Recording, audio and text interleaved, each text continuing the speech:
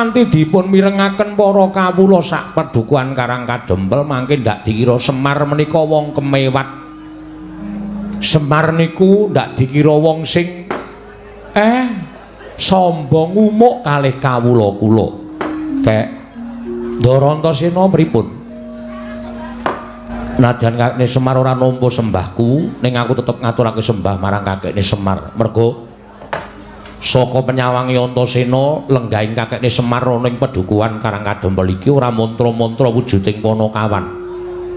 Nanging dak sawang kaya pangejawantaing Sang Hyang Bathara Ismaya ingkang nyalira marang kakekne Semar Badranaya. Mula aku wani ngaturke sembah lan aku percaya kakekne Semar nampa sembahku ora bakal ana walang sangere. Pun. Ampun kebangetan sampeyan ling ngendika kaya ngoten mengke nek dirungokke anak-anak kula ndak dosaya gembelo sirahe. Kula tampi dawah sami-sami den dipun sekecaken anggenipun lenggah. Kaya wis ora kurang prayoga praptaku kek ana ing Padukuhan Karang Kadempel. Ndara Gatotkaca wilujeng. Pangestune Siwa Semar slamet tekaku. Aku ngaturake basaku katura Siwana Yantaka. Nggih, kula tampi dawah sami-sami. Dipun sekecaken lenggahipun nggih Den. Yo, Siwa Semar kaya ora kurang prayoga. Ndara Antarja wilujeng. Pangestune Siwana Yantaka slamet tekaku. Aku ngaturke sembahku katur marang ngersaning Siwana Yantaka. Kula tampi dawah sami-sami. Dipun sekecaken lenggahipun nggih Den. Yo, Siwana Yantaka kaya ora kurang prayoga meneptaku ana ing Karang Kadempel. Nuwun sewu. Gandeng nggih swasana wonten ing dusun sarwa-sarwi sami kirang ing samukawisipun kula nyuwun pangapunten ingkang mestenipun ndara-ndara kula menika mboten pantes lenggah wonten ing Padukuhan kula. Ning gandeng niki kula mboten ngarepake rawuh sampeyan ming sampeyan sing padha rawuh enten Padukuhan mula nggih sak wontenipun nggih Den kaya wis kepenak nggonku prapta ning Padukuhan Karang Kadempel kene kae. Wis ora kurang apa wae, malah rasaku saya luwih kepenak sarta jenak nggonku mapan ana ing Pendhawa Padukuhan Karang Kadempel. Papan lengganing ki Semar Badranaya. Nggih, matur nuwun, matur nuwun. Nala Gareng Petruk Bagong ngaturna sembah karo bendaramu ingkang katemben rawuh iki tole aja nganti ngilangke tata krama. Ngestaken dawuh Pak. Ndara Antasena kula ngaturaken bekti kula kunjuk. Iya, tak tampa reng. Pangestuku tampanana. Kula pundi nggo jimat paripe dayanana ing kasantosan. Ndara Gatotkaca kula ngaturaken sembah pangabekti kula kunjuk. Yo, nala garing tak tampa. Pangestuku tampanana. Niki sanget anggen kawula dadosaken jimat paripe. Ndara Antarja kula ngaturaken sembah pangabekti kula kunjuk. Ya nala garing tak tampa. Pangestuku tampanana ya nala garing. Kula pundi nggo jimat paripe dayanana ing kasantosan dipun sekecaken anggenipun sami lenggah wonten ing pendhapinipun Bapak Semar Badranaya. Ya wis ora kurang kepenak praptaku ning pendhapaning bapakmu iki reng. Bekti kula kunjuk Don, Ndara Sena. Petruk tak tampa pangestuku tampanana. Ndara Gatotkaca bekti kula kunjuk. Ya Petruk tak tampa pangestuku tampanana. Ndara Antarja bekti kula kunjuk. Ya Petruk tak tampa pangestuku tampanana. Niki dipun sekecaken lenggahipun nggih Den. Ya terus wis ora kurang prayoga praptaku ning Karang Kadempel kene. Ndara Antasena kula ngaturaken sembah pangabekti kula kunjuk.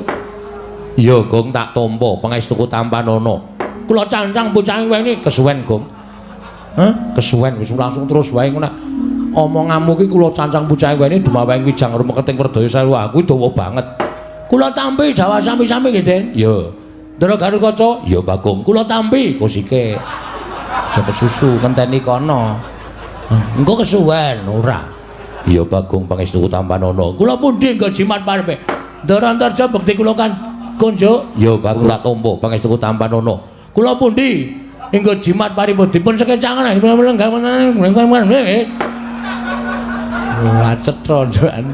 Ya Gong wis ora kurang kepenak praptaku. Matur sembah suwun. Nuwun sewu. Enten apa niki kok kaya janur gunung kadingaren sami rawuh enten Karang Kadempel. Napa pancen diutus Bendara kula Pandhawa? Napa pancen saka kersane ndara-ndara kula lancur-lancur Pandhawa? Upami rawuh sampeyan menika badhe paring pidana dhateng Semar, keluputan napa sing pun kula lakoni? Ning nek ajeng paring ganjaran, lelabuhan napa sing pun kula tindake? Kula tak nyadong dawuh. Nyadong dawuh pengendanipun Ndara Antasena, Ndara Gatotkaca, Rantarja. Iki ngene kae.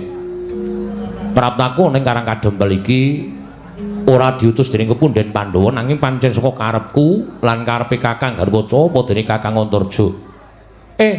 Wigatosipun kabar sing tak tampa kakek bakal duwe gawe. Sing kandha sinten? Kula ora ndek gawe napa-napa, Kek. Nek pancen kakek Semar kuwi duwe gawe, anak-anak Pandhawa ora bakal wisuh lumuh ngentasi perkara. Tegese ora bakal meneng wae, ning mesti kudu cawe-cawe. Mergo aku ngrumangsani lelabuhane kakek Semar kelawan Pepundenku Pandhawa kuwi wis gedhe mudune marang para putra Pandhawa. Nek nganti kakekne Semar duwe gawe, kok anak-anak Pandhawa iki padha meneng wae, terus menyang endi rasa matur nuwuning para putra-putra Pandhawa marang kakekne Semar. Terus menyang endi rasa tepa seliraning putra-putra Pandhawa marang kakekne Semar. Kakang Garwaca kuwi tau-tate nampa pangudangmu, tau-tate mbok mong. Aku ya tau-tate mbok mong. Kakang Antarja ya tau-tate dimong dening kakekne Semar lan sak anak-anakmu kabeh, Gareng, Petruk lan Bagong. Nek nganti kakekne Semar duwe gawe kok aku karo Kakang Garwaca, Kakang Antarja ora cawe-cawe, doh nyono cerak nyono padha mestani yen anak-anak Pandhawa kuwi suwijining nom-noman sing ora ngerti males kabecikan kelawan wong tuwa, luwih-luwih marang kakekne Semar Badranaya. Hanjrah ingkang Beswitarum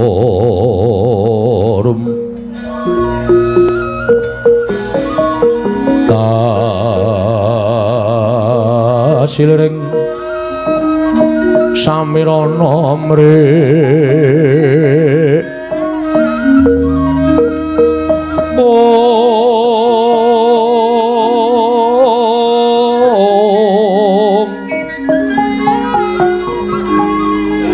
Sekar kadung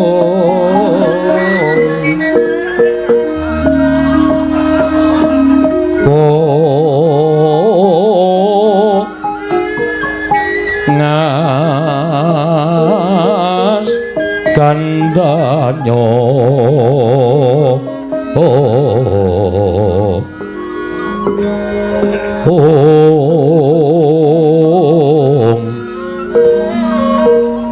maweh raras retnaning driya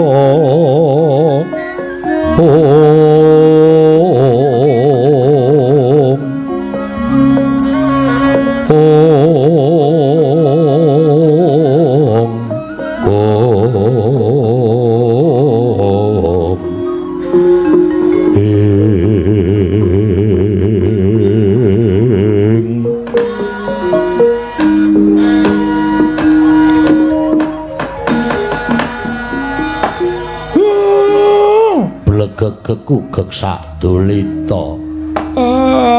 Ati kula kok malah keloro-loro lho, Den. Mboten nyono babar pisan. Kula upamake donya niki wis kebak wong jahat. Donya niki wis kewowoken karo wong sing tumindak dosa. Donya niki wis kebegan wong angkara murka ning jebul Gusti niku masih ngutus dhateng titahipun supaya ambek budi, ambek sing becik kaya putra-putra Pandhawa sampeyan-sampeyan niku. Nek nom-noman ngamarta niku kabeh pambegane kaya sampeyan, daeba jagat niki le tentrem, daeba jagat niki le ayem. Ngerti karo wong tuwa, ngerti karo Semar. Monggo Semar niku mung nindakake darmaning wajib. Nggih menika momong dhateng para Pandhawa, momong dhateng turasing para Pandhawa. Kula ora milik diwales kabecikan kula mboten. Kula ora kepengin dititeni kebecikan kula ora. Merga tumrap kula nadyan kula males utawa tumindak sing apik nek ming dititeni karo sak pepadaning titah mawon mboten enten apa-apane ning kula tumindak apik niku supaya dititeni karo sing gawe urip supaya sesuk ngentreng-ngentrengi kalih laku kula benjang ning nyatane jebule enten titah sing niteni karo kabecikane Semar kula lara rasane ajeng nangis ning nek kula niki nangis apa ya wangun wong kula niku wis tuwek lah kok dadi sampeyan sing kula omong ora mesti saben dina pisan kula ulatake urip sampeyan kok niteni karo labuhane Semar sing bendina kula ulatke sing bendina kula omong wedhus-wedhus niki blas ora ana sing ngabekti karo wong tuane kula matur nuwun nggih Den ora ana tandha matur nuwun ing para putra Pandhawa marang kakene Semar kejaba mung males kabecianing kakene Semar mula kek daturi paring dawuh kakek kuwi janjane arep duwe gawe apa kula niki nembe rasanan kemawon sampeyan pun prisa nyata nek sampeyan niku nom-noman sing lantip panggraitane mboten kok mengasah landheping lair tok ning landheping batin nggih mangasah wekasan pono dhateng samukawis sing badhe lumampah nggih kaya ngeten iki lho nom-noman sing kula karepe kaya ngeten iki ora mung nguja karo hardaning lair wekasan batine ketul mula ora awas dhateng swasana menapa kemawon menika mboten awas ning dikulinake ngelincipi dhateng lair lan uga damelan deping batin menika tumrap kula wigati yo kula niku janjane lagi rasanan kepengin bangun kayangan kersaning kakene Semar piye kersane Siwanayantaka piye yo kersane Siwanayantaka piye mangke riyen kayangan niku papan nggon sing apik papan nggon sing kepenak teng kayangan mriku mboten wonten rasa memungsuhan ora ana wong regejegan ora ana wong padha plirik-plirikan padha sikut-sikutan teng kayangan mriku niku wontene mung kepenak ayem tentrem rukun samukawisipun nikmat lan mupangat ingkang dipun raosaken mula kula kepengin bangun kayangan wonten negari Ngamarta menika gesangipun para kawula menika ya ayem tentrem rukun mboten wonten raos suk-sukan antawisipun setunggalan-setunggalipun kabeh padha tunggal cipta rasa karsan karyane tetunggalan hangangkat karyaning praja dadi kawula sing apik dadi kawula sing becik anut denang dhateng pernataning hukum negara Ngamarta nek kaya ngoten niku iso kelakon Ngamarta niku dadi negara sing ayem ora ana rasa memungsuhan nadyan beda-beda panembah beda-beda werna kulit beda-beda tata basa ning tetep ruket manunggal satunggal dados setunggal nyawiji inggih menika dados kawula negari Ngamarta ngono kae nggih mula kula ajeng bangun papan pasinaon papan panembah papan-papan sing apik papan-papan sing becik nek iso kula ajeng ngilangke papan-papan sing kebak maksiat niku ajeng kula singkirke supaya titah utawa menungsa sak negara Ngamarta menika samya manembah dhateng panguwasaning dat kang murweng dat papan-papan ngibadah ajeng kula okehi enten negara Ngamarta supaya padha eling karo Gustine supaya padha eling marang panembahe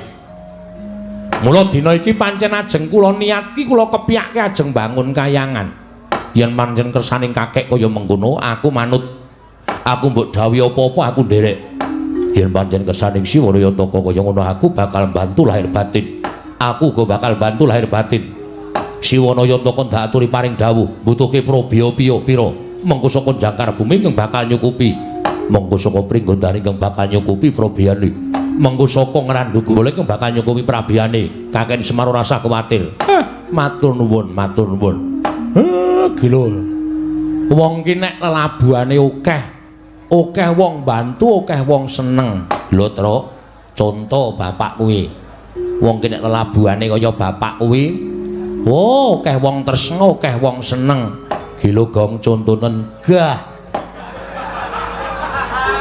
Kowe kok mesti bedani dhewe lho. Ngene lho. Ha piye? Bapak iki anak-anak. Kuwi supaya anake duwe cita-cita. Oh iya. Lah, aku mau nek cita-citaku padha karo bapak. Mau aku kudu duwe cita-cita dhewe. Bapak bangun kayangan aku sok suatu saat nek wis tuwa, nek wis kaya bapak mati, hus. Gareng mati kowe mati aku mbangun dhewe. Nang ora arep tiru-tiru bapak, wong ki duwe cita-cita dhewe-dhewe kok. Aja tok rungokke Bagong wis ben. Pancen bocah iki nek karo aku ora cocok. Aku ki upama ora kebacut mau dadi anake Semar to. Lah ngopo? Wis rekoso. Jare nek do ngandhake Semar ki sanggiwange semaya. Dewa ngejawantah. Mbok anake iki dikai sugih kabeh. Ket biyen kok mengkere. Males aku. Bapak bangun kayangan dibantu karo putra-putra Pandhawa. Ah genang gleleng bapak. Bangun kayangan maune ra ndek apa-apa saiki putra-putra Pandhawa do mbantu ya. Jelas wah bakale kelakon penjangkane. Neng kula mboten butuhake bab Probeya lair mboten. Bondo donya mboten. Merga niki ajeng kula lakoni dhewe.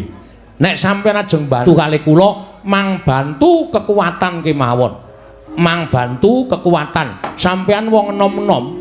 Dadi upama ana sing ganggu nyarusiku nggen kula mbangun kayangan, sampeyan kudu iso mbrasta sapa sing ajeng nyarusiku anggen kula mbangun kayangan menika.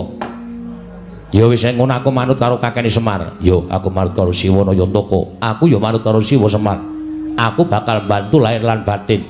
Mongko gen sing jeneng wong niku nek duwe gegayuhan niku mesti cobane bakale cemepak. Tegese pacobane bakale teka. Ngoten. Mula lelakon niki ajeng kula lakoni dhewe. Nek sampeyan pancen ajeng mbantu karo Semar kula ngaturke panuwun ingkang tanpa pepindhan. Nek mengko ana coba sing butuhake tenaga, sing butuhake kekuatan kula pasrahke karo sampeyan. Nek cobane niku perkara batin, Semar sing bakal ngrampungi ampun kuwatos Ndara. Sigra-sigra yen premana kanca, sigra ngrakinawang sesangka.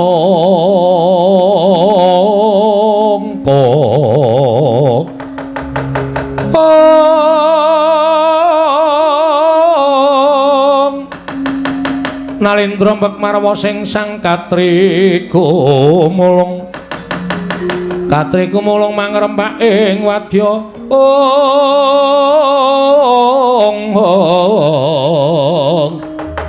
Kurda kura reka giri-giri. Ronanggana magawe gelarira wang-wang.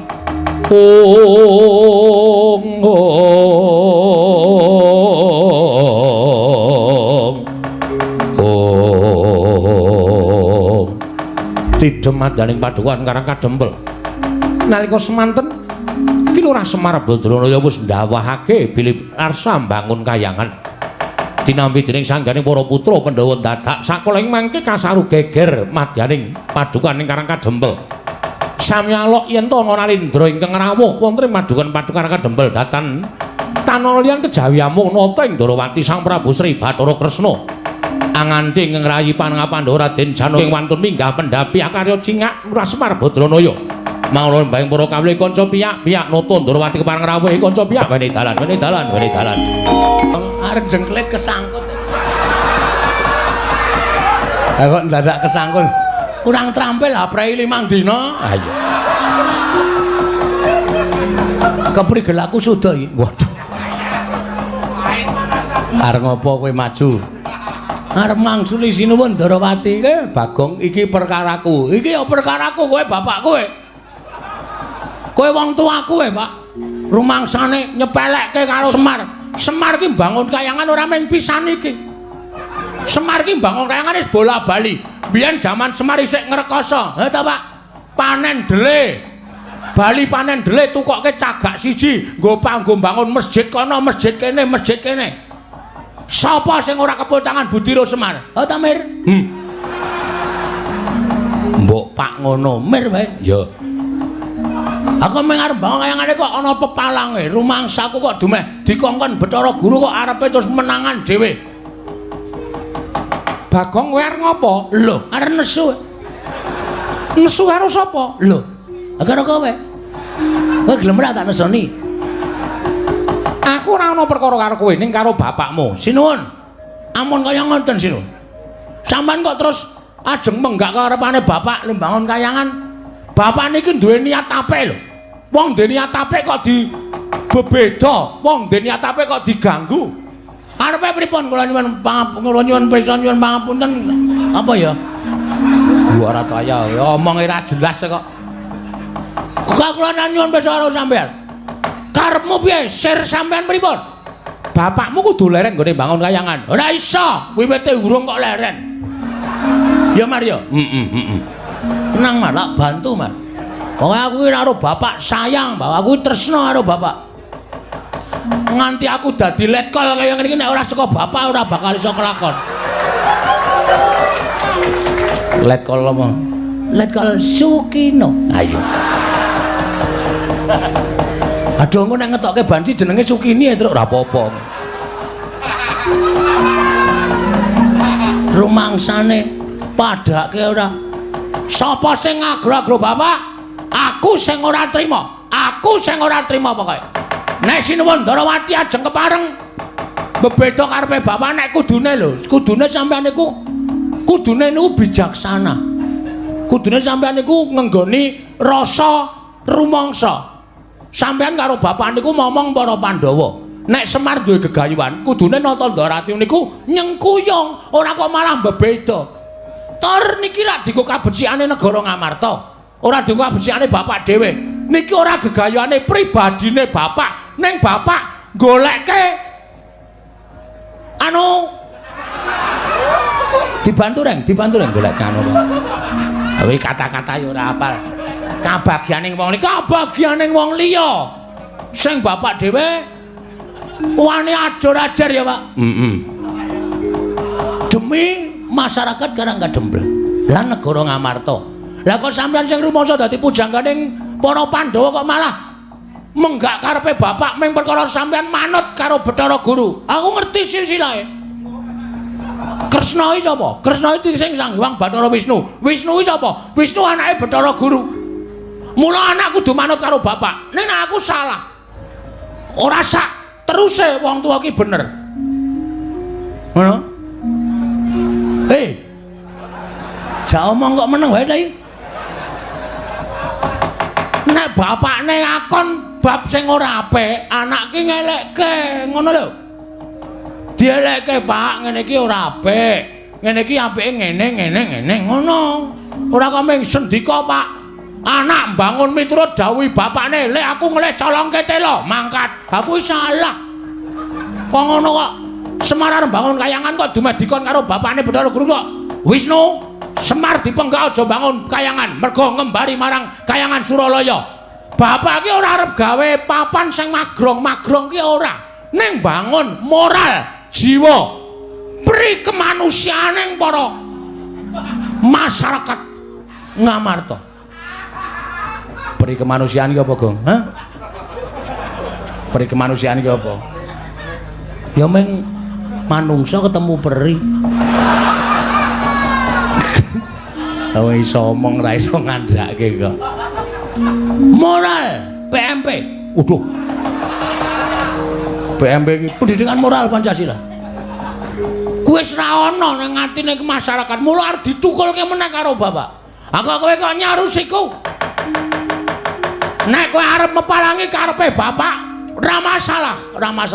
Ratu Ndarawati, ora masalah. Lho, kowe malah ora basa karo aku. Tak basanono wong sampean pakartine elek kok. Aku wegah basani wong elek. Lho yen ngono kowe wani karo Kresna. Lho. Aja kok sampean. Dewa mudhun wae aku ora wedi. Gong, nek omongan cangkeme sing apik. Kok nek ana dewa medhun tenan. Mbok sing apik lambene, Truk. Kowe wani tenan ora? Ora Aku dadak nyebut ora. Ya wis udu dewa. Lho. Omong kok mulak-malik. Yen pokoke masa memarang aku, tetep aku ora trima. Tan trimane Bagong sapa wae sing arep meparangi karepe bapak kena watone iso nglangkai kuandane gareng. Weh. Aku ngapa? Rasanange ora. Aku arep mati Tru. Ora wong Bagong iki ngapusi kok ora. Langkano kuandane Bagong legane atiku.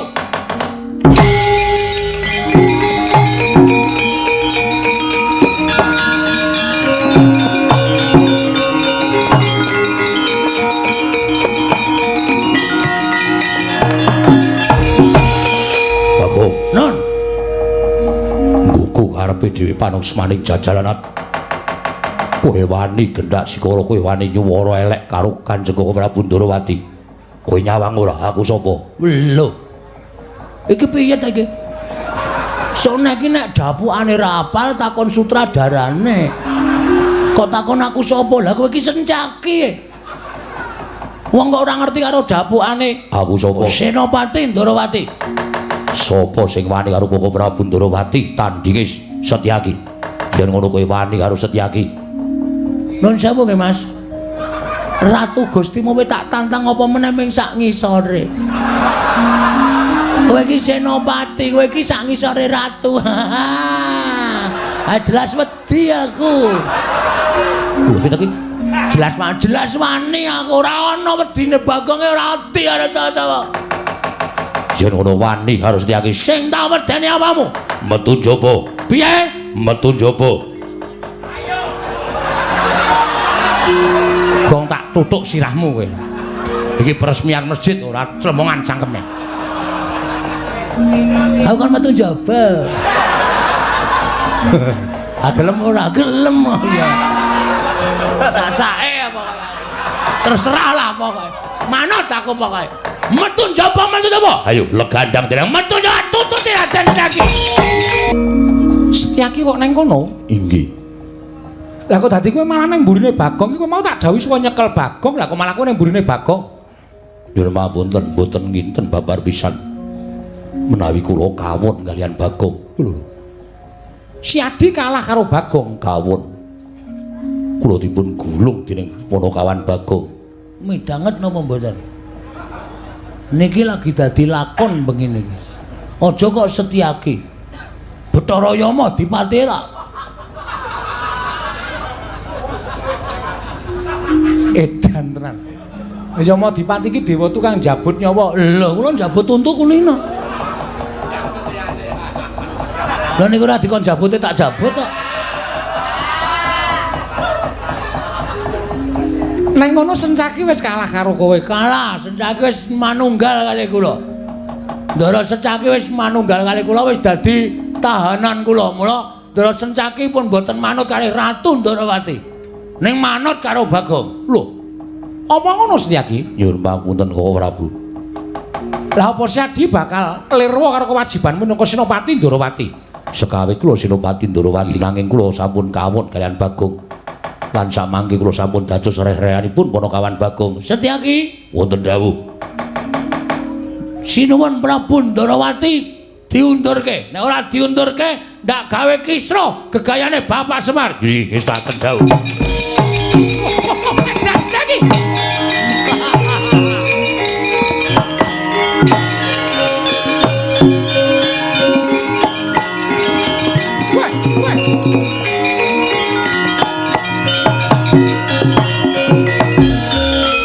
Piye? Aku ki Ratu Gustimu kok tak junjung sampeyan dhewe. Gondur. Lho, bali piye? Sampun ngantos ganggu kalian pun Kakang Semar. Setyaki, aku Ratu Gustimu. Samangke kula sampun kawon kalian Bagong. Kula mboten badhe manut kalian sinten-sinten kejawi kalian Bagong. Jagat Dewa Bathara Setyaki. Wonten dawuh. Pun Kakang Ratu ing Mandura Prabu Baladewa dawuh Setyaki.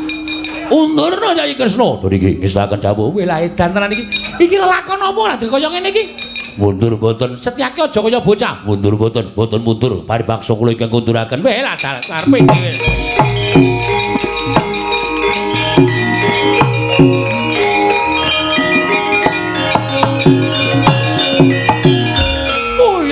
jagat Dewa Bathara. Ya kaya ngono kuwi, Dimas.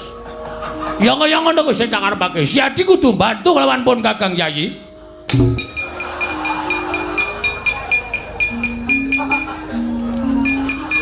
Diketake ndasku. Mergane wis kresnane wis lunga, aku isih acting. Ha wis ciaka. Wo, la edan tenan. Truk. Kowe iki ngapae? Ora tok celuk kok. Ngopo? Wo, bener kok. Bener piye? Sinuwun Darawati jebul pancen sing ngetutke Bathara Guru. Ketarane. Lah kae lho ketemu karo wong numpak Pijawa nggawa stop map. Iki Umar Bakri, wudu. Bathara Guru kok Umar Bakri. Bathara Guru ki dewa ning kayangan. Ah, tangane papat. Heeh. Ah, kae gelo. Gelo, mburine ana kaya wewe. Endi? Wo, Betari Durga ngono kok, Gong. Wah, iki mesti setan gondol mayit barang do melu-melu arep jugarke bapak. Lapor karo ndara-ndara terus. Ya. Tata trap silanira.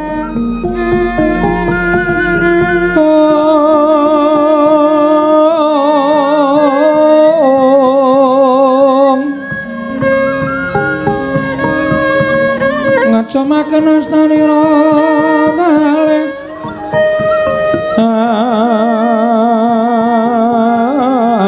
astanira kalih pisan yen ngandika magawe pranta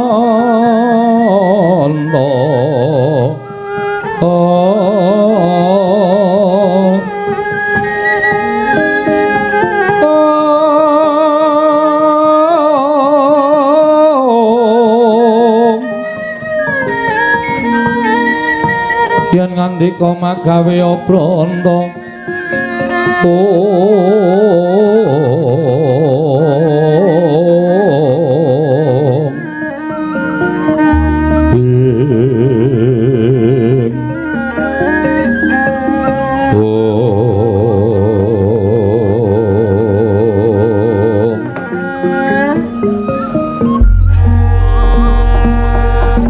Koko Prabu dereng ngantos paripurna anggen kula nampi sabda pangandika paduka Kanjeng Koko Prabu menika kadidene sowanipun Panakawan Petruk.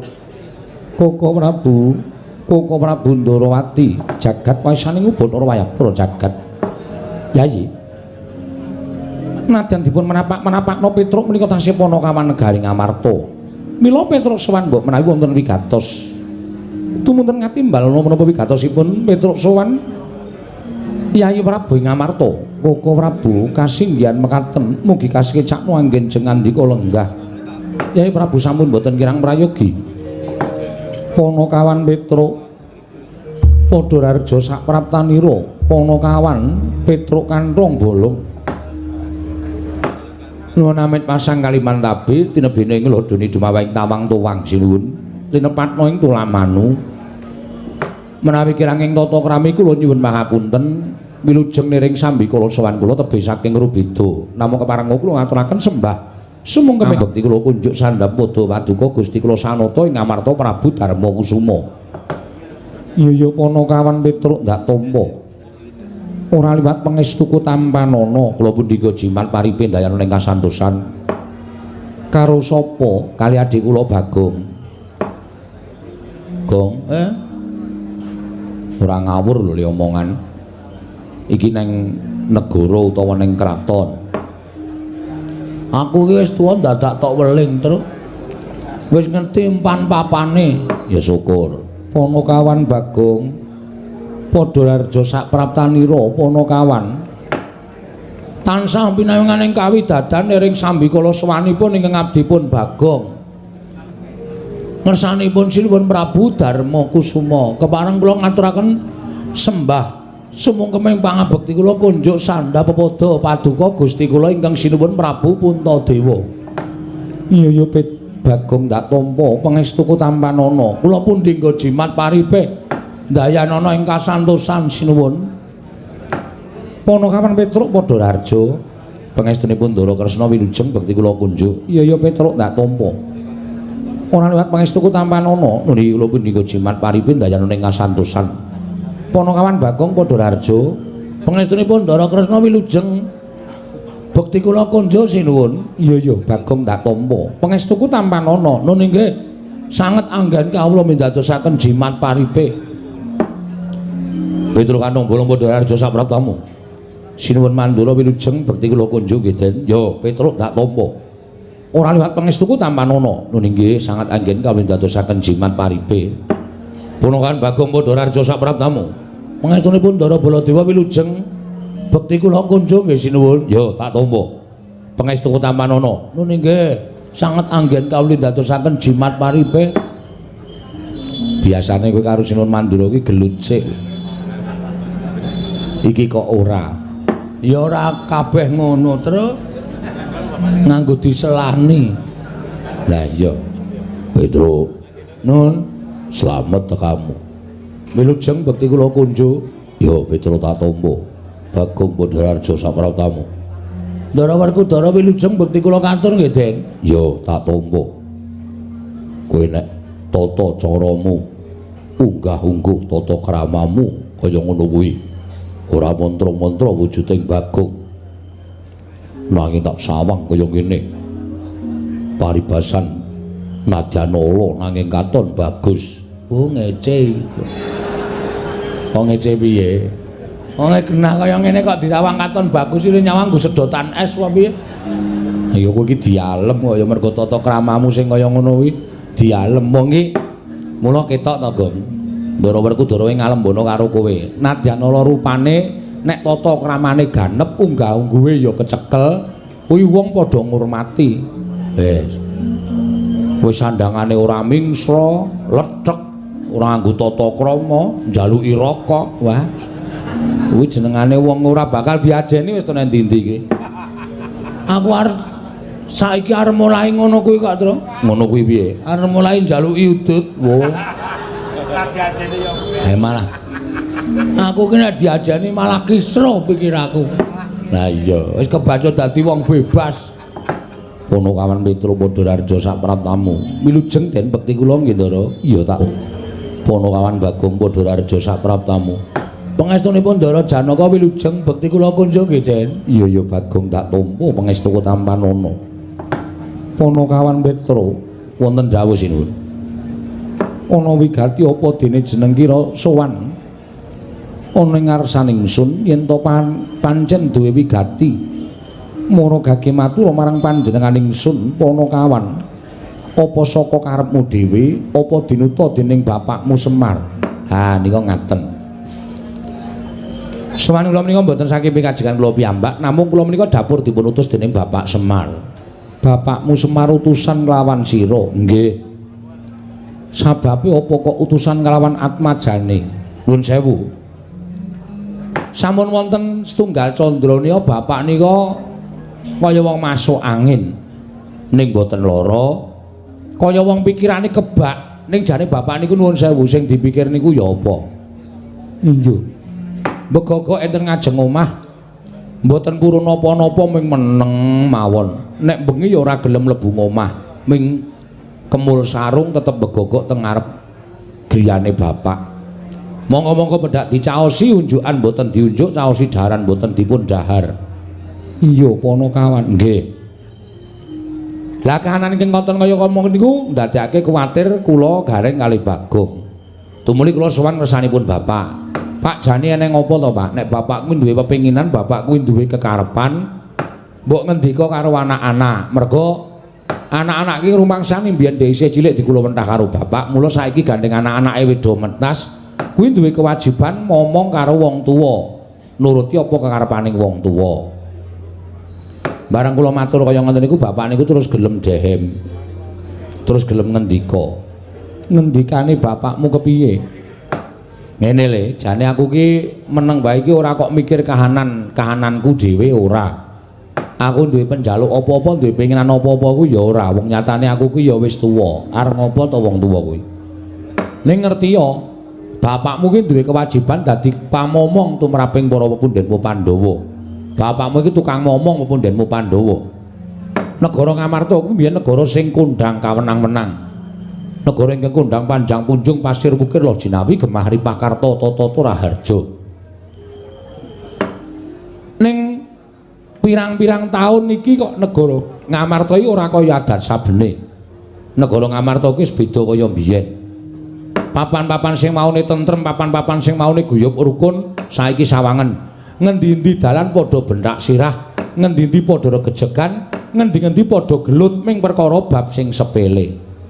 Mongko papan-papan panembah ora padha diparani, sing dipaparani papan-papan maksiat. Tak anggap yen to kawula sak negara Ngamarta kuwi wis padha krisis moral. Krisis moral, nggih. Kuwi apa, Petro? Oh iya lali aku. Biasanya aku ki omong karo piyai-piyai terpelajar. Lah iki nalindra, mongko nalindra wayang, ayo wis moral ora ngerti.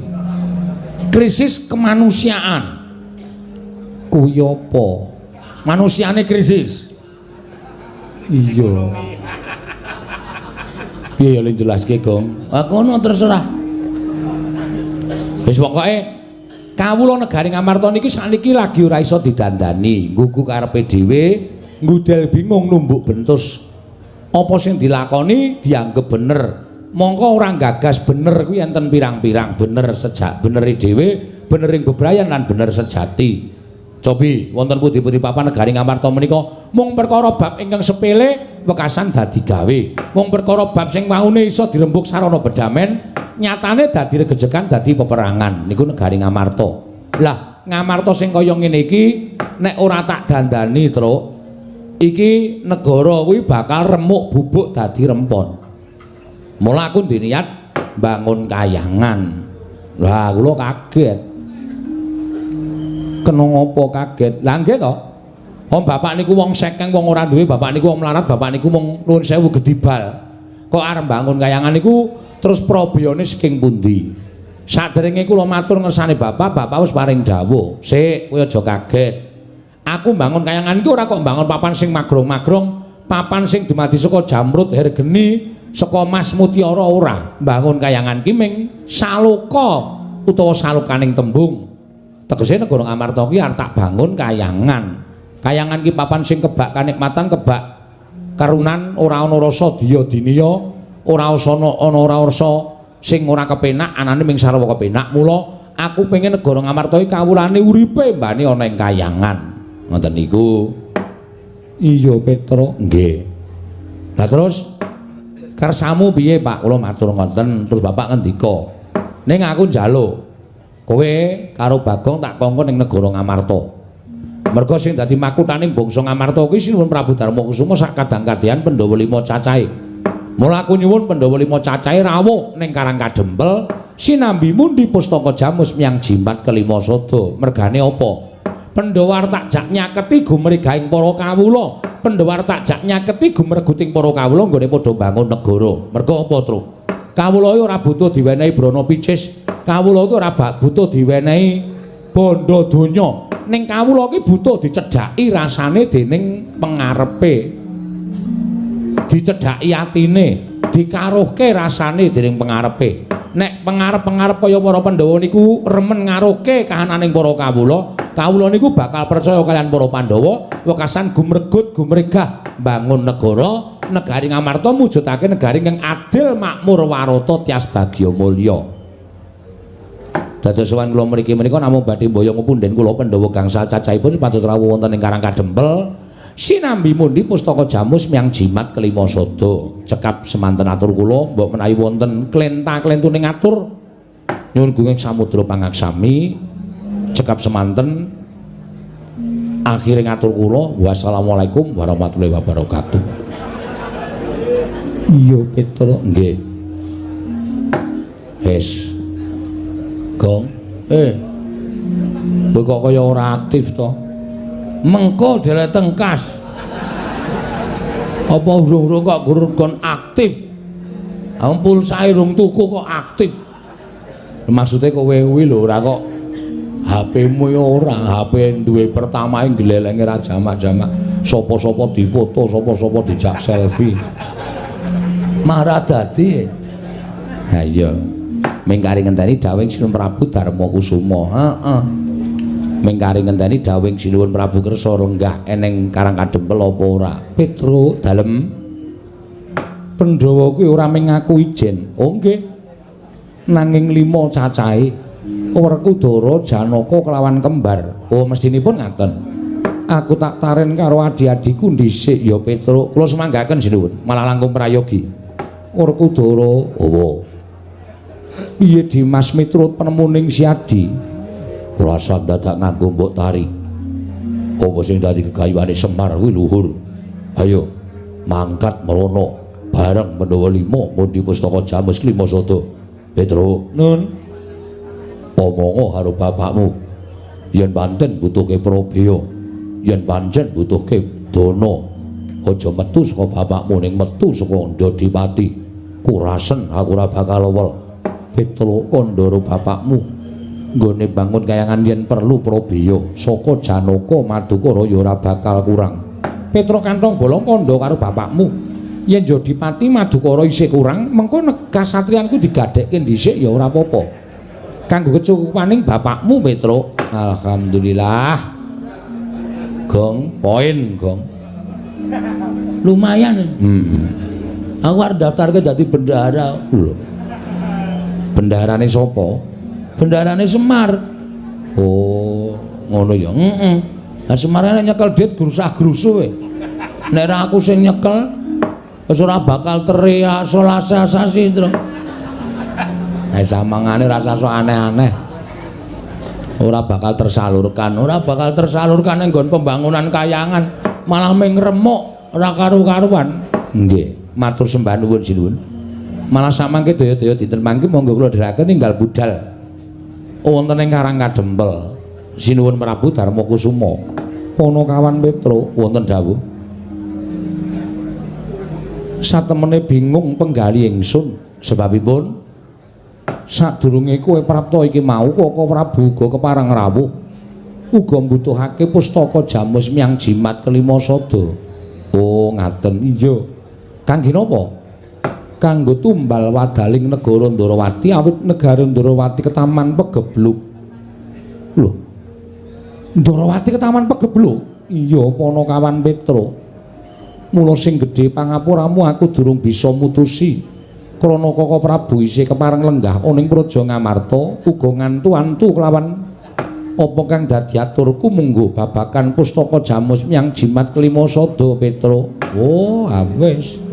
Gong, nol besar. Piye maksude?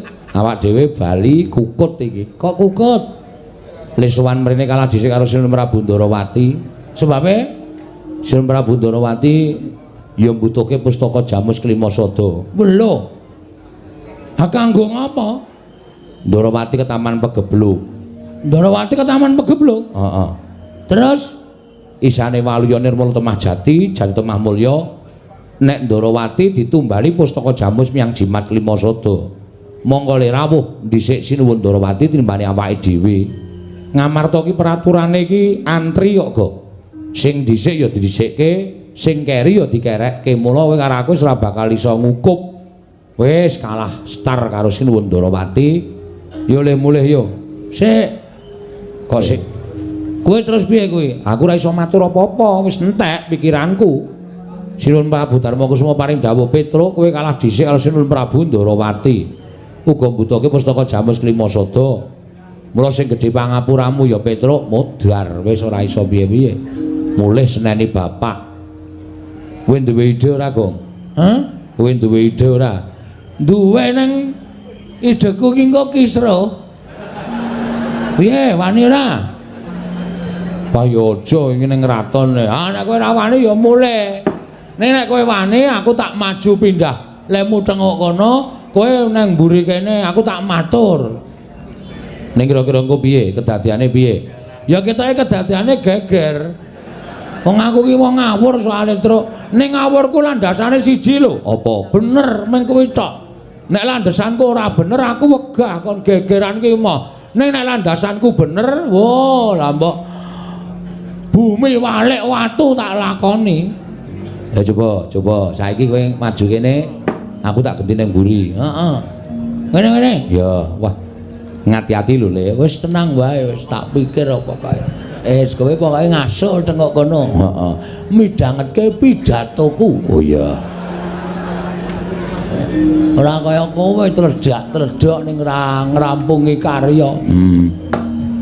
Mono kawan Bagong arep matur apa? Lho namung dados wakilipun Petro kok sinuwun. Iya. Kula ajeng nyuwun prisa. Sinuwun Ndarawati rawuh mriki wau ajeng napa? Nyuwun ngambil pustaka Jamus Klimasada. Kagem dinggo tumbal negara Ndarawati. Sebabe Ndarawati kenging napa? Kena pagebluk. Stop. Cekap semanten mawon kula tak mangsuli nggih. Iya Bagong wangsulana. Siji.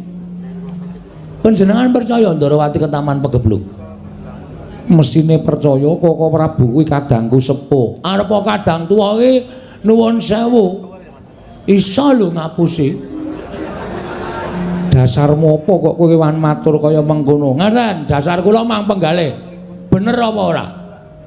Pagebluk utawi winastan welaking Jawata menika adalah wah kok aja nganggo adalah barang.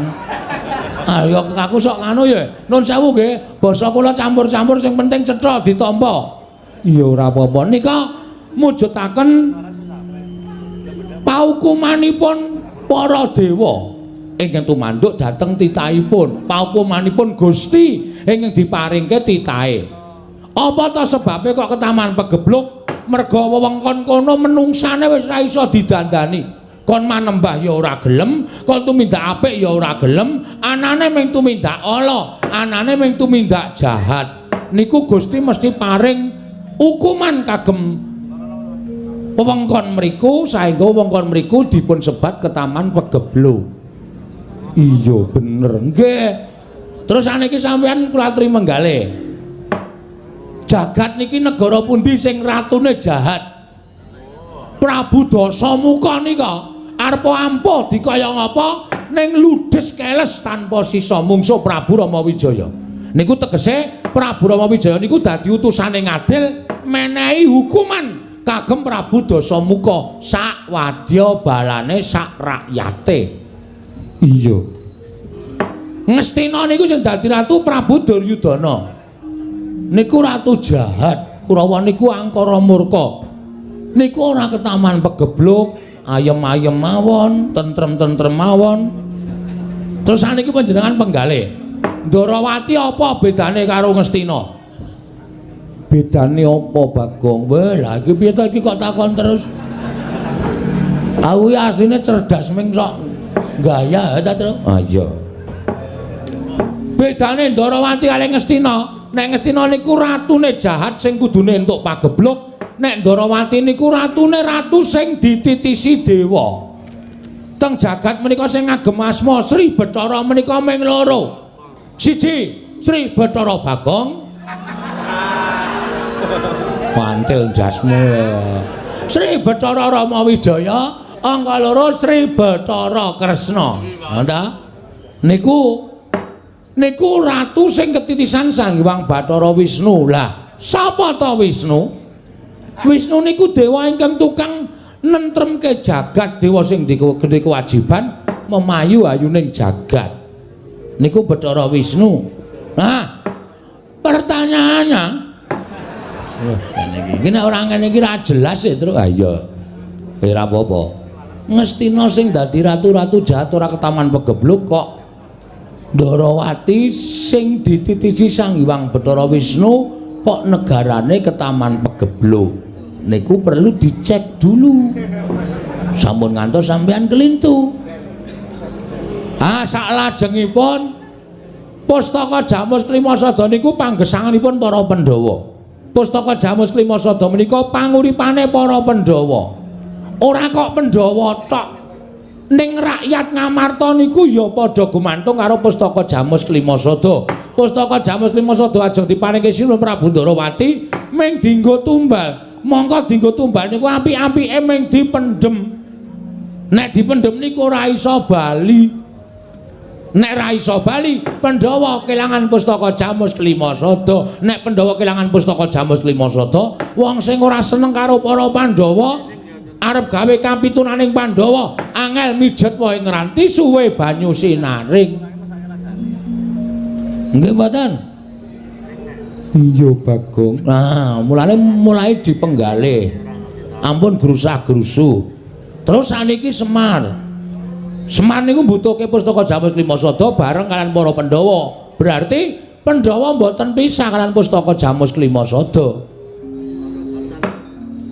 Omongan sing tirik-tirik kula omongke menika garis bawahi benang merahipun inggih menika Ratu Ndarawati. Nuwun sewu, sing ratu ketitisan dewa kok negarane ketaman pegebluk niku menimbulkan sawijining persasamenge no. Sabar. Aku ki arep Indonesia apa Jawa wayang kok Indonesia. Mujudaken nuwuhaken satunggiling pitakonan. Apa bener Ndarawati ketaman pegebluk? Angka loro sing perlu dipun garis ngandhapi. Nggih. Garis ngandhapi.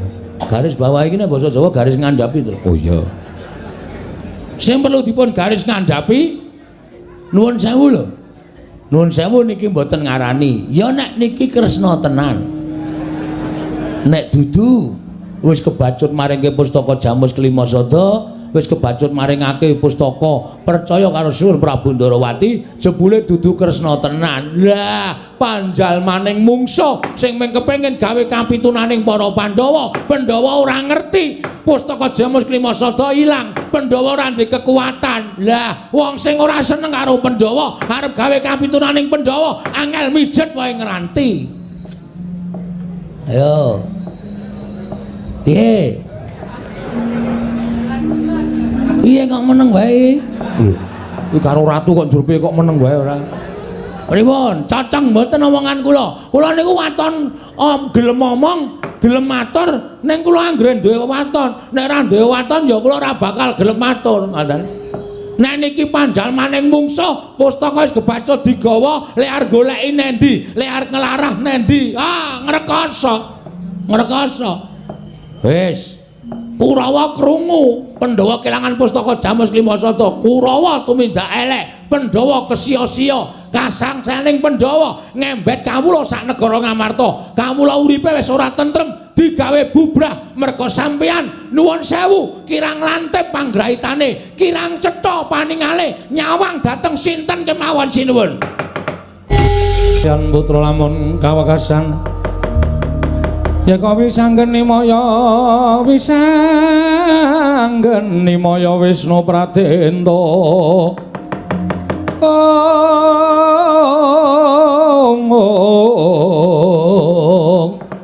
wisanggeni maya Wisnu Pratenda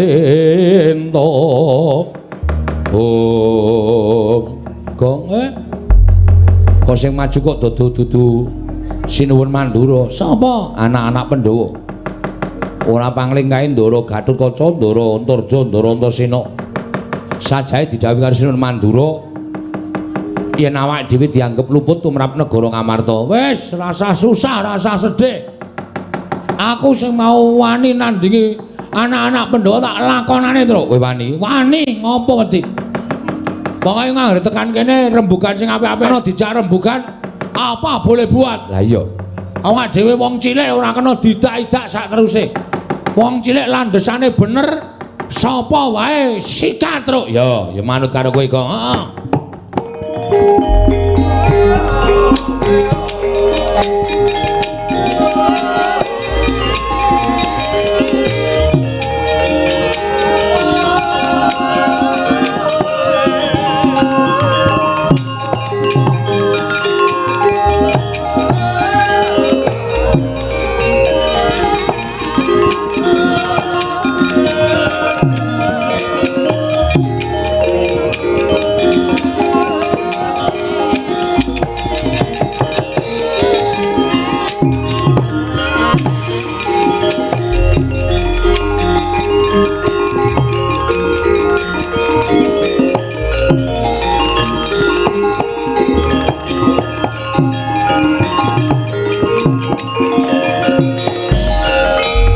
kepapak keparanggul munggu ngayuda kepapak bawat nyobentar bawat nyobentar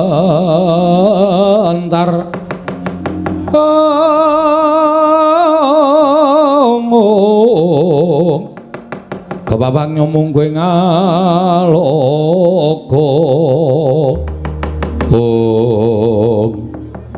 Darantasena iya Petruk iya Bagong enten apa kok pasuryane kaya duka aku didhawuhi dening Siwa Mandura didhawuhi dening Prapak di Baladewa kon goleki kowe nek pun ketemu nek wis ketemu aku kon mbondo tanganmu kon ngerincung sikilmu ngandel ora Baladewa iki arep ratu ning seneng ngapus-apus kae hooh mesti iki kuntul dikandhake dandang dikandhake emprit ha iya lakon sak nyatane diceritake beda karo anak-anak Pandhawa men anak-anak Pandhawa nesu awake dhewe nek anak-anak Pandhawa nesu awake dhewe Ndara Antasena Ndara Gatotkaca Ndara Antaja ben gelem ngrangket carake dhewe penyakit tenan kae Baladewa piye Kong wis diwangsuli wae nek jane aku kandha karo kowe ya Truk nggih aku ora tekan atiku mergo kowe iki tau tate ngomong karo aku kowe tau tate ngudang karo aku oh nggih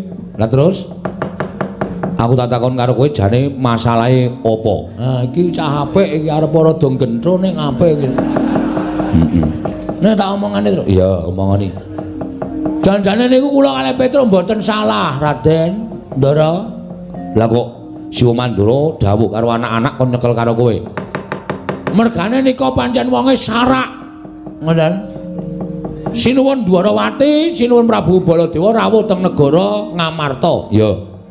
Wigatine ajeng nyuwun ngambil pustaka Jamus Miang Jimat Limasada merga negara Dwarawati ketaman pegebluk. Oh ngono. Terus kula kalih Petruk teka. Niku dikongkon bapak merga bapak kepengin bangun kayangan. Bangun kayangan menika ateges uripe para kawula sak negara Ngamarta niku embane urip teng kayangan kebak karukunan kebak unggah-ungguh kebak tata krama kamanunggalan ning syarate Pandhawa kudu rawuh teng Karang Kadempel sareng kalih pustaka Jamus Miang Jimat Kalimasada terus geger piye padu antaraning kula kalih Prabu Baladewa lho kowe wani karo Prabu Baladewa lho canggleleng padake kula wani merga kula bener kula ndakwa Sinuwun Darawati niku nuwun sewu panjalmaning mungsuh ing atase negara Darawati niku dilenggahi Prabu Kresna titising dewa kok taman pegebluk niku ora impossible wah bahasamu lho niki teng sekolahane impossible ki apa Gong odol dengkulmu melacot impossible ki tidak mungkin lho ora bakal kelakon ora bakal kelakon to nggih mboten iya aniku dadi dukane Prabu Baladewa. Wanun maling jalanan Bagong dapure kaya ngene. Kula dunekke kere, dunekke ra duwe, dunekke wong wis pokoke entek amek kurang golek. Ning kula ora masalah. Kula dunekke kere ra apa-apa, bareng nyandak Semar. Lho, nyandak Semar piye? Semar eno Baladewa muni. Bagong, saiki kowe bali kandhara bapakmu. Bapakmu kon ngilo karo cengele. Kon ngilo gitoke. Ming Semare kok bangun kayangan ki terus gablek apa? Semar ki wong ora duwe, Semar ki wong melarat. Aku dadi sak kepenake dhewe ngunekke sak kepenake rasa digoleki apa-apane terus dipangan wae. Wis digoleki lomboke ya wis ora ana. Kok omong kok iso nyember tekan ndi-ndi to? Alae kok diuwak-uwak ora dek dimplok. Kene iki le ndelokke melu ngelih. Oh, caedan ora. Nah, Semar dunake ngoten niku. Ah kula nesu bapak kula niku sing kula ajene. Lah iya. Saniki coba kula tak takon karo sampean. Takon apa? Upamane sampean niku ketemu karo wong niku unek-unekke bapak sampean. Antasena wae anake Werkudara. Werkudara kaya wong dlogak-dlogok. Ora iso basa, ora iso ndodok. Kene ning kamar mandi piye jajalan? Nek ora iso ndodok. Lara ora atine. Wong mau tak jotosi mergo ngino bapakku. Padha aku. Aku ki ya mbelani bapak wani karo Baladewa niku. Mboten kok mbelani sapa-sapa. Oh, lara-larae ngono to. Heeh. Anu iya. Anu nggih. Untung kowe tak ajar. Untung ada saya. Nek ora ngono mesti kowe tak polo mergo aku metu padha dawing Siwa Mandura. Terus piye iki? Aku ora iso nyegel kowe. Aku ora iso nyekel terus piye?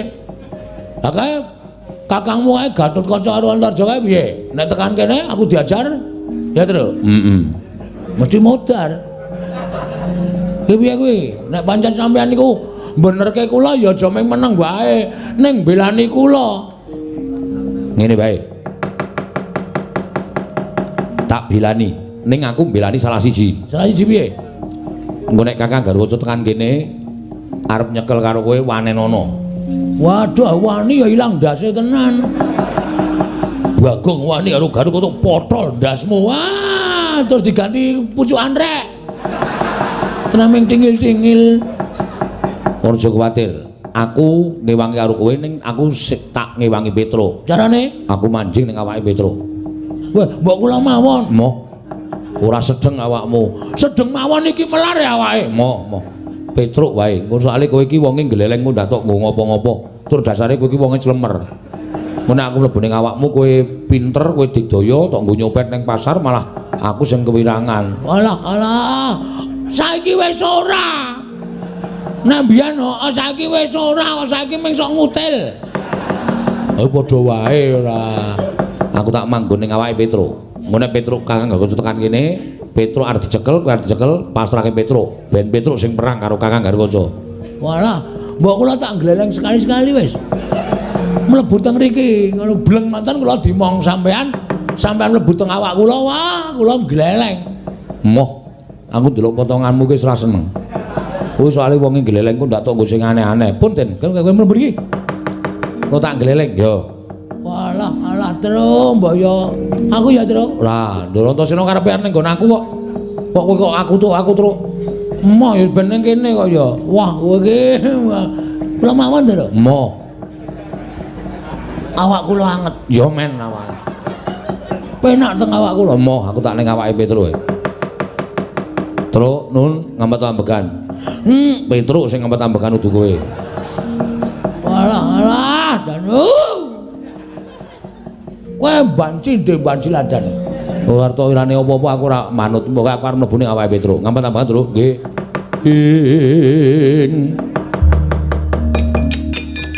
Titi prani mangan anong kari cotha.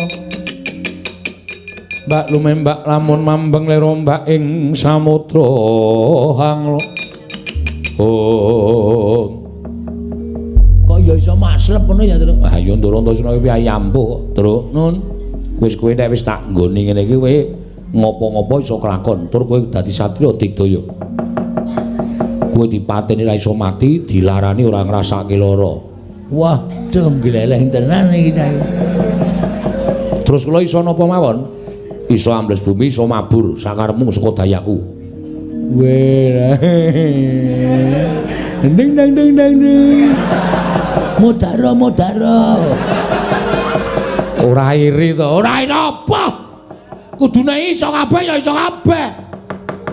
Antos sendok. Antos sendok ki boros kaya bakmi ya gelem. Kaya go goreng ya entek. iya unek-unek iki Ndarantasena ning ndro awakku ora krungu. Wis ben. Kula tak njajal ambles bumi nggih, Den. Yo, ambles bumi. Carane pripun? Ngampet ambegan terus ngelikar. Hop.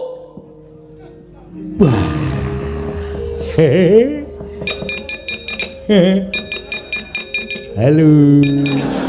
Ding. Ah pujek-pujek ke jegluk sapi tang ndasmu.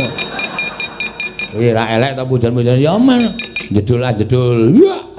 Nek mabur sikile gedruk lemah ping 3. Weh, gong. Ki lho, gong. Wah, jan waduh. Wah, sip le liwat kos-kosan. Golek kamar mandi sing ora ana gendenge. Tolong difotoke, Tru.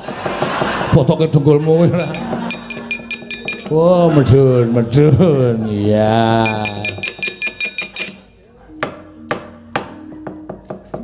Apa kuwi? Aku men tiru-tiru kowe. Wah, anggere Ndara Antasena ora gelem ngomongi aku titenono. Iki jenenge Mbah Cindhe Mbah Cilatan. Petruk. Kae tandangi kana. Ana sing sambuh kana. Potol ndasmu. Apa kok juru mujek-mujek elak? Elek kok elak. Mujek-mujek elek. Pripun, Den? Petruk, aja mlayu aku bakal nemoni karo kowe.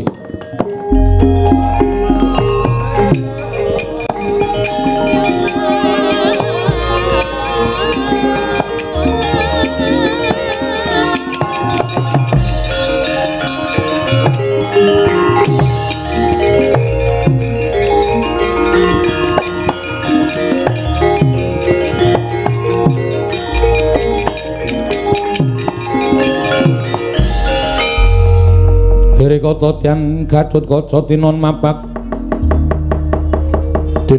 karko suta tekapira Kresna parta maneher saktinira ing ujaran wang-wang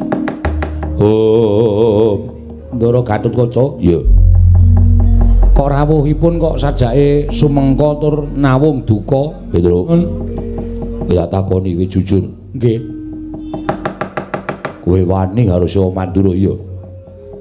Mergane sing wani dudu kula ning Bagong. Bagong adimu kenapa ora ngandani? Bagong niku dikandani wis angel. Mula aku diutus dening Kanjeng Sewa Mandura supaya nyekel karo kowe yen kowe bangga bakal rampungi. Yen kowe ora manut aja kelakon dosa. Aku mentolo karo kowe. Caca muntap lirik netap duka yayasinipe. Netra kocak ngundarandir malang kerik loro kabeh ben kaya teko sampeyan ajeng nglarani wong tanpa dosa Petruk ora luput ora kleru merga sampeyan nuruti karo kekarepan Gusti Prabu Pandura mboten napa-napa ajeng nenjak napa sampeyan tak turuti sagedhik sampeyan wani karo Gatotkaca sing tak wedeni apamu ora minggat aja takut tak potol ndasmu iso motol sirahe Petruk meguru karo kowe 20 taun to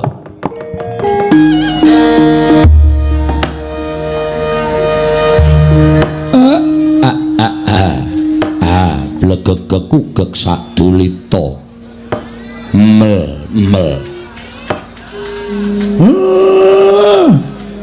anak lanang anindita bocah mursid iso mikul dhuwur mendem jero karo wong tuwa aja mung kandhek ana ing pangucap nanging kababar ana ing pakarti nala gareng padha kanthi harja sapraptamu ana ing ngarsaning wong tuwa tole nggih tansah pinanganing kawidadan niring sambikala sawanipun ingkang putra Punala Gareng Rama kula ngaturaken sembah sumengkeming pangabekti kula kunjuk sandhep pada paduka Rama Badranaya sembahan kula tak tampa gawe gedhening atiku ora liwat pangestuku tampanana ya Nala Gareng kula pundi nggo jimat paripih ndayanana ing kasantosan prayogakna nggonmu ngadhep ana ing ngarsaning wong tuwa sampun boten kirang prayogi anggen kula ngabiyantara ngersa paduka Kanjeng Rama sembahan kula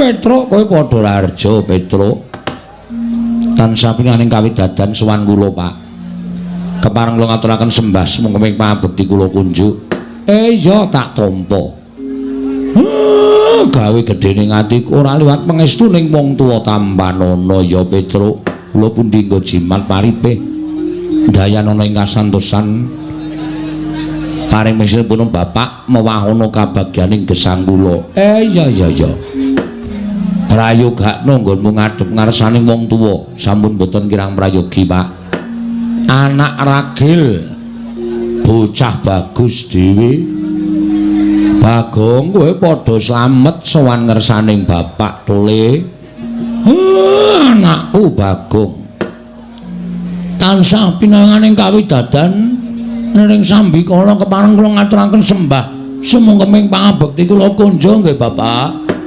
iya tak tampa gawe gedene atine wong tuwa ora liwat pangestu ning bapak tampanana kula pundi nggo jimat paripih dayanana ing kasantosan Mugi-mugi saged angentasaken ingkang putra dhateng kemelaratan menika, Bapak.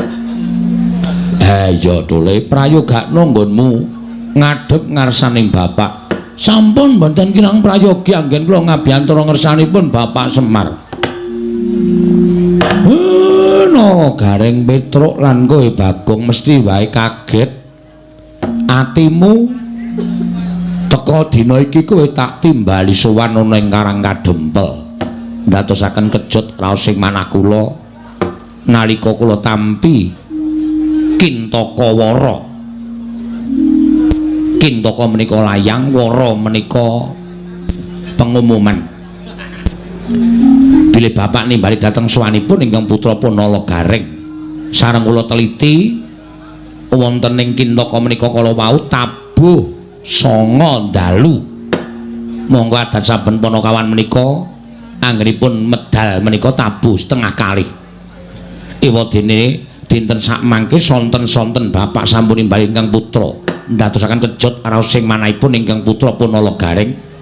Mugi kepareng ambabarana ingkang sejati menapa ing dados wigatosipun dari Bapak kepareng nimbali sowanipun ingkang putra Punala Gareng. Kula nedya nganglungaken jangga nilingaken karna amastuti sabda atama paduka Bapak kepareng ambabarana ingkang sejati. Allah ta nggih. Anggepe kaya neng kraton. Petruk kowe aja kaget tak timbali. Nggih Pak. Umesar raos sing manah kula sareng kula titipun timbali Bapak badhe nampi dawuh menapa kepareng hamba barana ingkang sejati kepareng kula nganglungaken jangga nilingaken karna menawi wonten bot repotipun penggalih Bapak mboten kitang sekedhik atur kula dados cecolok oboring penggalih paduka Bapak mboten kitang sekedhik atur kula dados srana ngudari ruwet renteng penggalipun Bapak Semar. Bagong kowe aja kaget tak timbali. Wah kata-katane do angel-angel iki. Ya coba kowe njajal nganggo tembung sing kaya nek piyai-piyai kraton do ngendikake. Kumejot raos sing manah kula. Pindharan salamba pinanjering alun-alun. Katemping samirana kumitir acaruk maras. Nanging sareng wonten ngarsa paduka tebih saking kraos kemarasan pindha siram tirta aqua.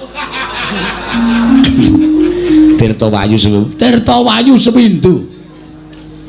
Kepareng Bapak Amedarna menapa teng dados wigatosipun kula nedya nglumahaken asta nyadhong kawelasan dhateng Bapak. Pinten-pinten kula tampi, Pak. Lho kok kaya wong ngemis. Iki nyadhong timbalan ora kaya wong ngemis. Nganglungaken jangga nilingaken karna Bapak kula aturi ngendika ingkang langkung terwelu terwaca supados wijang anggen kula nampi menahipun Bapak saged nyolok mripatipun Bapak cecolok obor ruwet renteng penggalipun Bapak cecolok obor ruwet renteng penggalipun Bapak angudari angujuli angel letro mbok wis omong biasa apa Pak maksude Bapak ora anu mboyongi anak-anake karepe piye ngono wis malah dadak kaya kraton-kratonan wong omahe Bapak ora kaya kraton kok pripun Pak keparang cumadong dawuh rada do maju nggone sowan aku arep ngaturake wigati tumraping aku wigati tumraping Karang Kadempel gedene wigati tumraping negara Ngamarta sing pancen kuwi dadi papane awake dhewe nggone suwita marang pepundhene awake dhewe para Pandhawa. Petruk Nala Gareng Bagong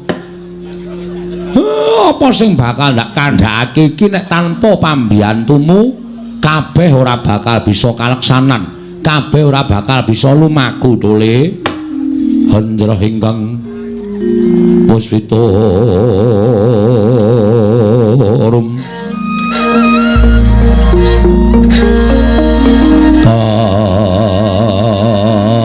Siring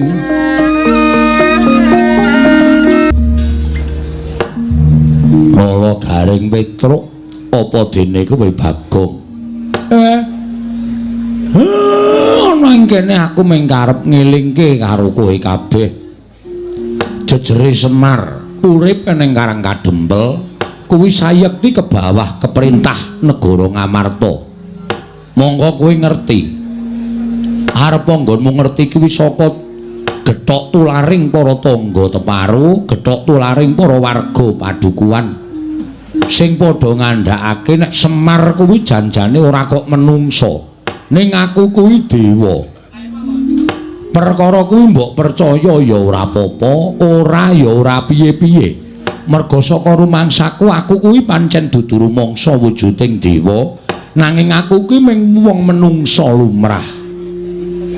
Ya mung nalika semana pancen aku tau tate ditanting supaya urip eneng kayangan. Ning gandeng aku kuwi gandrung karo katentreman. Aku kuwi gandrung karo karukunan. Mula nadyan abot pakaraning kudu ndak lakoni, ning wis dadi kewajibanku ya kudu tak lakoni kanthi tewajuh minangka dadi pamomonging para satriya ingkang dadi utusaning adil. Gawe jagat iki supaya tentrem, gawe jagat iki supaya rukun. Nggih, Pak. Saksuwene kowe karo aku ngetutke para satriya sing suwe dhewe nggone awake dhewe suwita ya ming marang para Pandhawa. Wiwit Pandhawa kuncung nganti gelung, wiwit Pandhawa jabang nganti celaprang ora kendhat, tansah sumanding kelawan Panakawan, tansah tak awat-awati laku jandraning para Pandhawa. Wiwit padha nglakoni urip eneng alas, wiwit padha nglakoni tapa brata disingkang-singkang dening Kurawa nganti Pandhawa entuk negara Ngendraprasta. Merga ndaramu Ndara Bratasena nggone babat Wanamarta, wekasan negara Jim wenteh dadi negara kamanungsan ingkang sinebut negara Ngamarta. Wiwit dina kuwi negara Ngamarta dilenggahi dening pepundhenmu para Pandhawa. Tole nalika Ngamarta dilenggahi dening pepundhenmu para Pandhawa kawiwitan tekan sinuwun Darma Kusuma ngasta bawat peperintahan ingkang sepisan.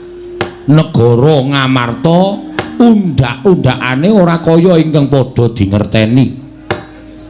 Undakaning negara Ngamarta ngungkuli marang negara-negara ingkang luwih gedhe. Ngamarta kondhang negara ingkang panjang punjung, pasir pawukir loh jinawi gemah ripah karta tata Toraharja. Mongko Ngamarta kuwi dumadi saka pirang-pirang pulo, dumadi saka pirang-pirang daerah, dumadi saka pirang-pirang suku lan agama lan budaya. Ewadene Pandhawa bisa nyawijekake ya kuwi nyawijing karukunan, nyawijing katentreman lan kamanunggalan tunggal cipta rasa karsa lan karyane. Nggih. Mula nalika semana Ngamarta kuwi dadi rerasananing para negara liya. Padha gandrung karo negara Ngamarta, akeh kawula ingkang pindah saka negara liya ngawula marang negara Ngamarta merga kepengin urip mulya, urip rukun lan urip tentrem. Mekaten, Pak. Nalika semana atiku seneng merga sing jeneng pamong kaya awake dhewe iki nek sing dimong kuwi mujudake sawijining satriya ingkang bisa gawe tentrem, ingkang bisa gawe rukun, tegese nggone momong kuwi isa kasembadan apa ingkang ginayuh bisa kaleksanan. Ning kok pirang-pirang taun mburi iki kok Ngamarta kok beda karo Wadat Saben. Lho, Ngamarta bentenipun menapa, Pak? Negari Ngamarta bentenipun menapa, Pak? Ngamarta kok ora kaya biyen to? Ngamarta kok ora kaya duk nalika taun-taun kepungkur kebak katentreman, kebak karukunan, kamanunggalan. Saiki sing tak rungu ngendi-endi padha regejegan, saiki sing tak rungu ngendi-endi padha bendak sirah, mung perkara cilik wae dadi gedhe. Sedulur dadi mungsuh, sanak kadang dadi ora rukun merga perkara ingkang mung sepele ingkang mestine iso dirembug sarana bedamen nanging Nggone ngrampungi nganggo atosing balung mleting kulit. Mula kena tak upamake nek negara Ngamarta dina iki kawulane krisis moral. Ilang rasa kamanungsan sing dienggo uga malas tegese sapa sing rasa kuwi sing menang, sing ringkih bakal didak-idak. Mula kono kene regejegan, kono kene padha padudon, kono kene padha bentak sirah. Mongko babe mung bab sepele.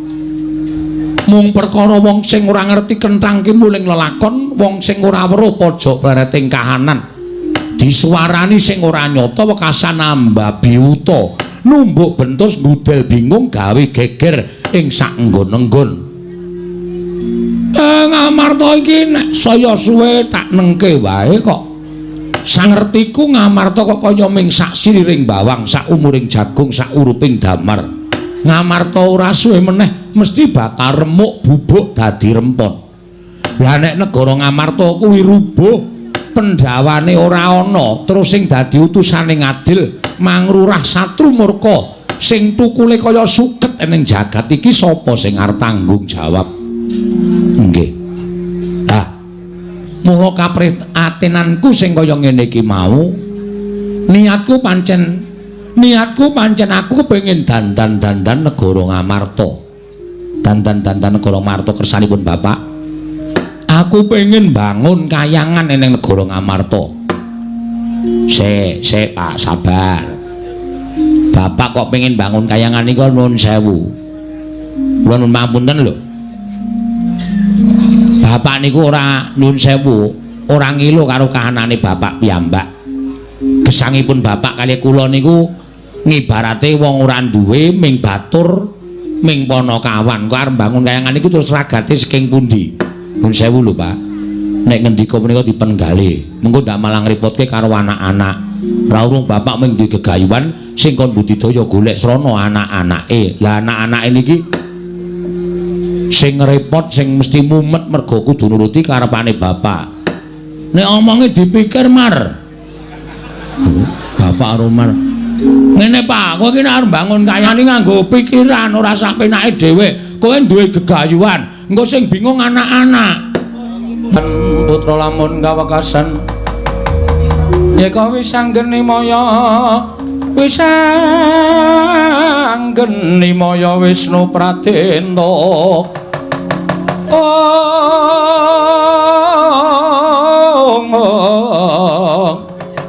Wis anggeni maya Wisnu Pradenta.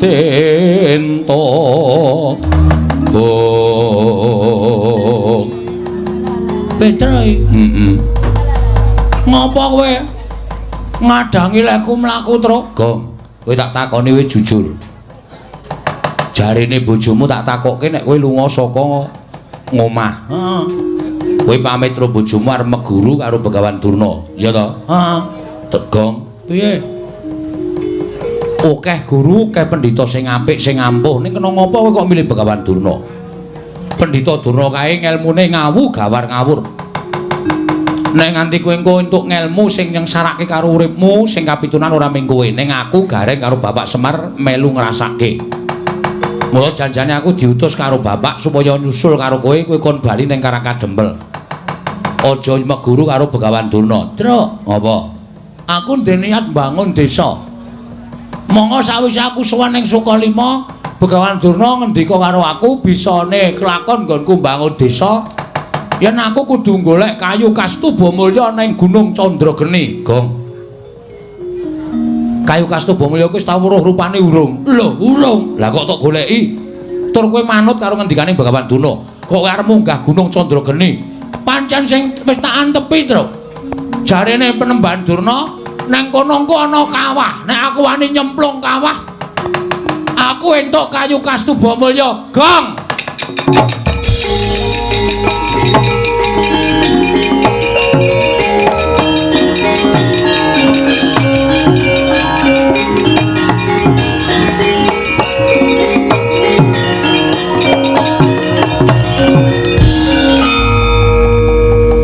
Ora to, Le? Hah? Sing jeneng kawah kuwi papan sing panas. Panase ngungkuli panas geni ana ing Marcapada. Nek nganti kowe mlebu jroning kawah kuwi mau, kowe mati, Gong. Truk, mbok ora sok ndisi sing keparenge sing gawe urip.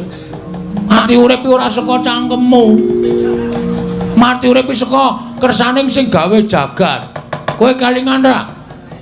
Jaman Ndara Werkudara golek banyu suci Perwitasari kon nyemplung segara. Aku terinspirasi saka Ndara Werkudara. Ndara Werkudara nekat nyemplung segara wae ora mati malah entuk tirta pawitra maning suci. Aku ya tak nekat nyemplung kawah. Kowe modar. Ora. Kok iso omong nek ora? Werkudara wae ora mati kok. Ndara Werkudara beda karo kowe, Nyuk. Suwe-suwe mangkel aku ngandani karo kowe iki. Minggir ta kowe ora usah ganggu kekarepanku to. Kowe lunga. Ya wis ning ngene bae. Nek pancen kowe ora gelem tak jak bali ngene bae, Gong. Yo tak ewangi yo. Piye carane golek ning aja nyemplung? Ora aku arep tetep nyemplung, aku ora ngadus barang dasare. Aku arep nyemplung, Ora sah, rasa nyemplung goleki saka dhuwur, munggah Gunung Candrageni ya kena. Ning digoleki saka dhuwur. ora, wis to kowe mulya. Kowe mulih ora? Kowe ora mulih salin perkara karo aku lho. Ora ana kakang, ora ana adi lho iki. Gong, ora edan kowe. Ora edan iki serius aku. Gelem mulih ora? Ora gelem mulih. Aku tegel karo Petruk. Kowe wani wae karo aku. Lho. Sing tak wedeni apamu aku nek kaya ngene iki ora wedi sapa-sapa, Truk. Aku nek wis katokan abang ngene iki wis nekat. Ora usah dadak pisan-pisan kowe dadak ridu lakune Bagong. Gong, aku njaluk karo kowe mulya tenan lho. Nek ora gelem mulih aku meksa karo kowe. Nek kowe meksa karo aku, salen perkara karo aku ana Kakang Adi gelut. Aku mau nek kon gelut karo kowe. Nek ora gelem mulih, nek ora mulih ya wis, aku ning emoh tae wangi Truk. Gong! Gong! Iki ngopo melu nyeneni iki ora? Wong seneni kabeh kok dadak urut-urutan kok tibane kari dhewe aku. Lah iki, nang kene iki aku njaluk gawemu. Merga pamonging Pandhawa iki ora ming aku tok. Ning kowe wong telu iki ya dadi pamonging Pandhawa, dadi ala becike negara Ngamarta iki gumantung ning aku, kowe, Petruk lan Bagong. Abang biru ning kanan negara Ngamarta iki ning aku, kowe, Petruk lan Bagong. Nek nganti Ngamarta rusak, nek nganti Ngamarta kuwi elek kedadeane sing dicucuk karo dewa aku. Lah mbiyen ngopo Semar kok sago ngomong para Pandhawa? Lah mbiyen ngopo Semar kok sago minangka dadi pamonging negara Ngamarta? Saiki Ngamarta rusak, terus tanggung jawabe pamong piye? Nggih, Pak. Nggih. Lah terus kula kedah kados pundi, Pak? Kula mbantu menapa? Kula nderek kersanipun Bapak kula aturi paring dawuh gandeng sedyanipun Bapak menika luhur lan sae. Monggo kula aturi paring pangandikan. Bapak ngersake napa menawi kedah kula sadhe griya kula kangge kabatanipun Bapak kula mboten napa-napa, ikhlas lahir batin. Bapak kula aturi paring dawuh, Pak. Nadyan kedah kula sadhe kendaraan kula kangge kabatanipun Bapak kula sadene wonten Bapak kasembatan bangun kayangan. Pak. Kula aturi paring dawuh, Pak. Nadyan kedah kula sadhe bojo kula. Mulai dian ora. Ora ndek apa-apa, Truk. Omah ming kontrak, kendaraan ra ana. Anane ming bojo wis semper. Hak dole wae. Ning ndi-ndi dadak nuntun. Arep adu dadak gojoke wedang. Yen ora kaya ngono kuwi kaya. Bapak kula aturi paring pangandikan. Mangke kula sadhe Tegal kidul kula nika, Pak. Tak tonyo kae nggon aku e. Wah, Nding, nggih kulon kula. Kae nggon aku. Mun aku sing tok bagiane, Truk. Ha tok dol ngono kok. Waduh. Nggih pun, Pak, kula urun anu mawon tenaga. Pokoke kula urun tenaga, mboten saged ngaturaken menapa-menapa. Ning ampun disepelekke arep ping tenaga menika ya dibutuhake, Pak. Tenaga lan pikiran. Merga kula nika di antara anake Semar sing sekolahe paling dhuwur menika namung kula. Waduh, gayane. Gareng menika kelas 3 SD medal. Mergi kurang ajar. Korsine gurune dipecahi lombok. Gurune lingguh, bokonge panas. Petro kelas 5 menika medal. Mergi nginjen roke Bu Guru ya ta. Ora. Akae kowe nang Mister pas dipepe tok ilang-ilingi kae. Garak ming dipepe. Aku nang sing duwe ya nesu. Rok dipepe kok dilang-ilingi tok goleki apane? Tak goleki rite kok ya. Kula sing paling iso lulus, Pak. Lulus apa kowe? SD. Apa kok SD? Amene SD kok pamer. SD iki kowe SD tekan kelas 6 lho, Tru. Ayo menang sing SMP. Goblok kowe. SMP tekan kelas 3 kok. Ayo dhuwur SMP. Weh, SD kelas piro? 6. SMP 3. 6 karo 3 ke endi? Oke 6. Ah, gene. Goblok kowe. Wis tekan kelas 6 dadak balen tekan kelas 3. Go ngopo? SD wis dhuwur dhewe. Ha iya nek hitungane cah petuk ya kaya ngono kuwi. Nolo Gareng Petro Bagong aja ting celomet. Aku tak omong karo kowe. Kowe mau kaya iso omong terus. Ha iya. Ana syarat-syaratane ingkang kudu kelakon. Syarat-syaratipun aku njaluk pepundhenmu Pandhawa 5 cacahe rawuh neng Karakadempel sinambi mundi pustaka Jamus kelima sada. Angka 2 pepundhenmu Ndarawati kudu rawuh neng Karakadempel sinambi ngaturake Sekar Wijaya Kesuma. Angka 3 pepundhenmu Prabu Mandura rawuh neng Karakadempel ngaturake pusaka Mandura Kiai Alugara apa dene Kiai Nenggala. Wis gandeng anakku 3 kowe Petruk karo Bagong dumen dhewe-dhewe sapa sing arep ning Amarta, sapa sing arep ning Ndarawati, sapa sing arep ning Mandura. Kula tak teng Ndarawati mawon, Pak. Gareng sagu syukur. Kula tak teng negara Ngamarta tak matur kali pepundhen kula Ndara Puntadewa mergo nek kula pikir kok aman dhewe teng Ngamarta. Sinuwun Puntadewa niku mboten nate duka nek kula le matur alus tur ngerti karepe Bapak Sinuwun Puntadewa tertu rawuh teng Karakadempel. Sing nang Mandura sapa? Kula tak teng Ngamarta mawon, Pak. Ngamarta wi aku. Gareng Ndarawati. Waduh, aku bahaya dhewe iki. Sing kurang ming Mandura. Wah, wis cilaka iki, Tru. Arep sago mesti nesu. Prabu Baladewa iki galak banget. Sinuwun kula nyuwun ngampil Nenggara. Kepiye? Glanjang Nenggara. Jelas modar aku iki. Iki jalan reng mah. Aku tak ning Ndarawati kowe ning Mandura ora iso. Aku ning Ndarawati kok. Terus jalan terus. Mo, aku tak ning Ngamarta wae kowe ning Mandura. Wah, wis ameng-ameng nyawa nyen. Bagong, anggap ngopo bapakmu nyilih Nenggala? Bapakmu ki wong kere, mung Panakawan kok nyilih Nenggala. Ngaten nggih sinuwun cerewet dulang Nenggala we nyus. Piye iki? Ora apa-apa nglabi bapak iku kudu wani mati. Wis, wani mati anakku jek cilik-cilik. Ayo men lho titipke panti asuhan. Tak pacul cengelmu lho, Tru. Mbok ningsih kok titipke panti asuhan ora? Ha ya mbok menawa wis kowe engko mati ning Mandura. Nek wis sago dilakoni. Mingkari aku ngenteni kesaguamu, mangkatmu besok kapan.